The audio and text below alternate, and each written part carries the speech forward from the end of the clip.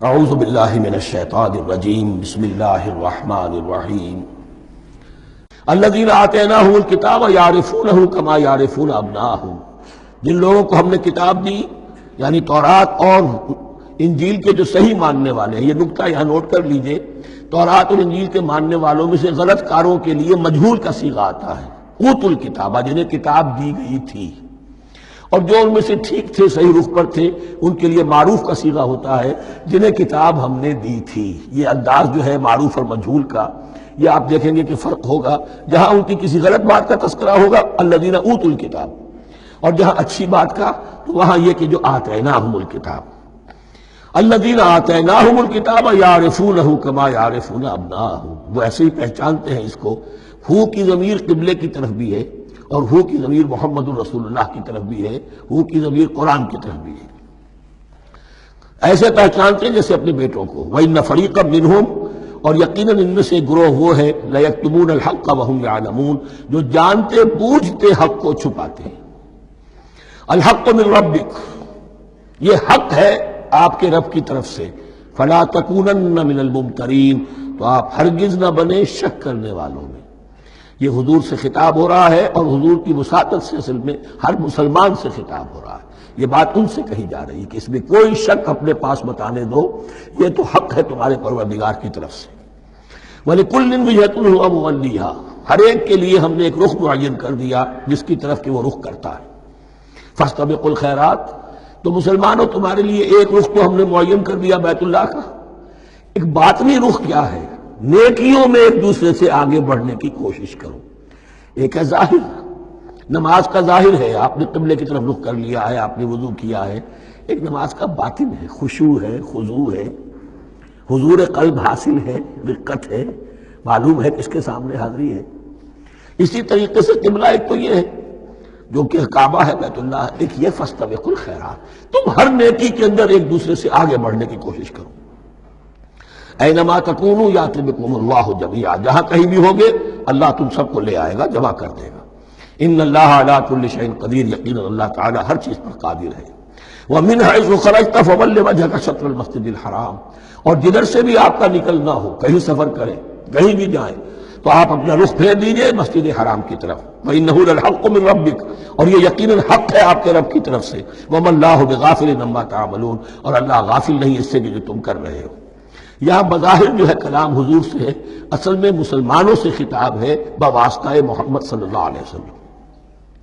وَمِنْ حَيْثُ خَرَجْتَ فَوَلِّ وَجْهَكَ شَطْرَ الْمَسْجِدِ الْحَرَامِ وَحَيْثُ مَا كُنْتُمْ فَوَلُّوا وُجُوهَكُمْ شَطْرَهُ، اور دیکھو جہاں بھی تم نکلو اپنا رخ کرو مسجد حرام کی طرف۔ امریکہ میں جاؤ تب بھی رخ ہوگا مسجد حرام کی طرف، روس میں جاؤ رخ تمہارا ہوگا مسجد حرام کی طرف۔ وَحَيْثُ مَا كُنْتُمْ، اور اے مسلمانوں جہاں کہیں بھی تم ہو، فَوَلُّوا وُجُوهَكُمْ شَطْرَهُ، تو اپنے چہروں کو پھیر دو اسی کے رخ پر۔ لِأَلَّا يَكُونَ لِلنَّاسِ عَلَيْكُمْ حُجَّةٌ، تاکہ نہ رہے لوگوں کے پاس تمہارے خلاف کوئی دلیل۔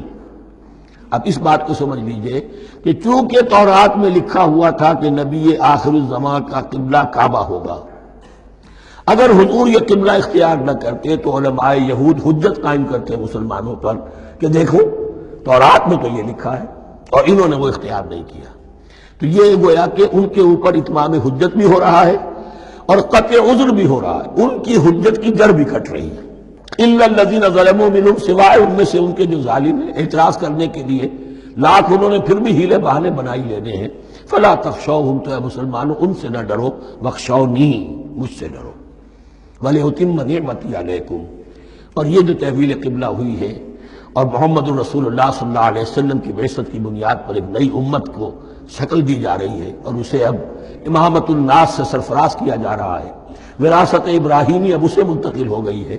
یہ اس لیے ہے وَلِأُتِمَّ نِعْمَتِي عَلَيْكُمْ، اپنی نعمت میں تم پر اس کا اتمام فرما دوں، مکمل کر دوں، وَلَعَلَّكُمْ تَهْتَدُونَ، اور تاکہ تم ہدایت یافتہ بن جاؤ۔ کما ارسلنا فیکم رسولا، جیسے کہ ہم نے بھیج دیا ہے تم میں ایک رسول۔ اب یہ دعا ابراہیم و اسماعیل یاد کر لیجئے، ربنا وبعث فیہم رسولا منہم یتلو علیہم آیاتک ویعلمہم الکتاب والحکمۃ ویزکیہم۔ اب گویا کہ وہاں تو دعا تھی، اور یہ 3000 سال کے بعد اس دعا کا ظہور ہو رہا ہے بعثت محمدی کی شکل میں۔ کما، کما ارسلنا فیکم رسولا منکم، جیسے کہ ہم نے بھیج دیا ہے تم میں رسول اپنا تم ہی میں سے، یتلو علیکم آیاتنا، وہ تلاوت کرتا ہے تم پر ہماری آیات، ویزکیکم، تمہیں پاک کرتا ہے، تزکیہ کرتا ہے تمہارا، ویعلمکم الکتاب والحکمہ، اور تمہیں تعلیم دیتا ہے کتاب و حکمت کی، ویعلمکم ما لم تکونوا تعلمون، اور تمہیں تعلیم دے رہا ہے ان چیزوں کی جو تمہیں معلوم نہیں تھی۔ یہاں ایک نقطہ بڑا اہم ہے، حضرت ابراہیم اور اسماعیل کی دعا میں جو ترتیب تھی یہاں اللہ نے اس کو بدل دیا ہے۔ وہاں کیا تھا؟ تلاوت آیات، تعلیم کتاب و حکمت، پھر تزکیہ۔ یہاں کیا ہے؟ تلاوت آیات، پھر تزکیہ، پھر تعلیم کتاب و حکمت۔ اب ظاہر بات ہے کہ حضرت ابراہیم حضرت اسماعیل نے جو بات کہی وہ بھی غلط تو نہیں ہو سکتی، لیکن ہم یہ کہہ سکتے ہیں کہ اس کی امپرووڈ فارم یہ ہے جو اللہ تعالیٰ کی طرف سے دی گئی، اس لیے کہ تزکیہ مقدم ہے۔ اگر نیت صحیح نہیں ہے تو تعلیم کتاب و حکمت مفید نہیں ہوگی بلکہ گمراہی میں اضافہ ہوگا۔ نیت کج ہے تو گمراہی بڑھتی چلی جائے گی، اور تزکیہ کا حاصل کیا ہے؟ نیت درست ہو جائے، اخلاص، نحن لہ مخلصون۔ اگر یہ نہیں ہے تو جتنا پڑھو گے، جتنے بڑے عالم ہوگے، شیطان بھی بن سکتے ہو۔ بڑے بڑے فتنے عالموں نے اٹھائے ہیں۔ یہ جو دین اکبری تھا یا دین الہی تھا، اکبر کے تو باپ دادا کو کبھی خیال نہیں آ سکتا تھا اس کا۔ یہ پٹی پڑھانے والے کون تھے؟ ابو الفضل اور فیضی جیسے علماء، بہت بڑے علماء۔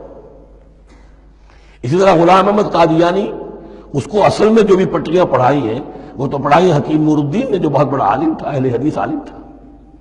تو در حقیقت بہت بڑا عالم ہوگا، اگر اس کی کج ہو گئی نیت تو اتنا ہی بڑا فتنہ اٹھا دے گا۔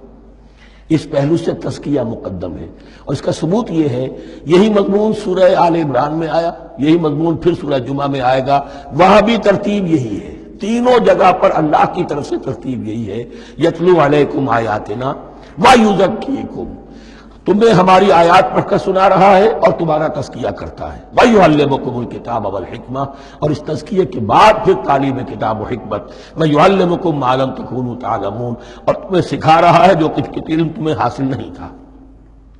فاذکرونی اذکرکم، بس مجھے یاد رکھو، میں تمہیں یاد رکھوں گا۔ یہ بہت بڑا میثاق ہے اور بہت بڑا وعدہ ہے، بہت بڑا وعدہ۔ اور یہاں تک حدیث میں پھر اس کی شرح آئی ہے، میرا بندہ اگر مجھے اپنے دل میں یاد کرتا ہے میں بھی اسے اپنے جی میں یاد کرتا ہوں، اور میرا بندہ اگر میرا ذکر کسی محفل میں کرتا ہے تو میں اس سے بہت اعلیٰ محفل میں اس کا ذکر کرتا ہوں۔ اس کی محفل تو بہت بلند و بالا ہے، ملائے اعلیٰ کی محفل ہے، فرشتے ملائکہ مقربین کی محفل ہے، خدا خود میر محفل بود اندر لامکا خسرو، محمد سمع محفل بود شب جائے کہ من بودم۔ اب خسرو کس عالم میں تھے جب یہ شعر کہہ گئے ہیں؟ تو بہرحال ہے تو صحیح، ایک محفل تو ہے، میں اس سے بڑی بہتر محفل میں ان کا تذکرہ کرتا ہوں۔ فاذکرونی اذکرکم واشکروا لی ولا تکفرون، اور میرا شکر کرو، میری نعمتوں کا ادراک کرو، اس کا شعور حاصل کرو، اس پر زبان سے بھی شکر ادا کرو، اپنے عمل سے بھی، جوارح سے بھی ان نعمتوں کا حق ادا کرو۔ یہاں وہ 18 رکوع ختم ہو گئے، نصف اول اس سورہ مبارکہ کا مکمل ہو گیا۔ صدق اللہ العظیم۔